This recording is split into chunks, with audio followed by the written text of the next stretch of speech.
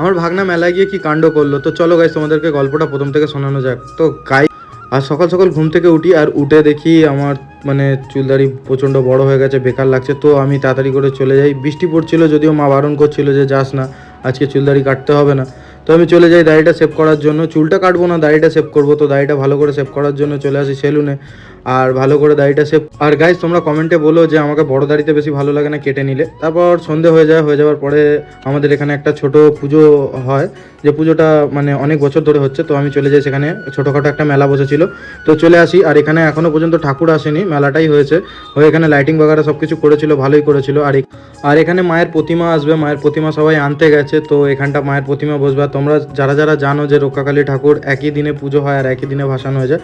আর এখানে পুরনো ঠাকুর 12 মাস থাকে, এখানেই থাকে। তো তারপরে চলে আসি এখানে, মেলা এন্ট্রি করি। এখানে ছোটোখাটো একটা মেলা বসেছিল। আর এই দেখো আমার বোন এখানে দেখা হয়ে যায়। তো বোন আমার ভিডিও বানাচ্ছিল আর আমি বোনের ভিডিও বানাচ্ছিলাম। তো তারপর আমার ভাগনা কাণ্ড করে বসে, মেলা থেকে বেলুনটা তুলে নেয়, তারপর আমরা এটা কিনে দিই। তো গাইস দেখা হচ্ছে নেক্সট ভিডিওতে।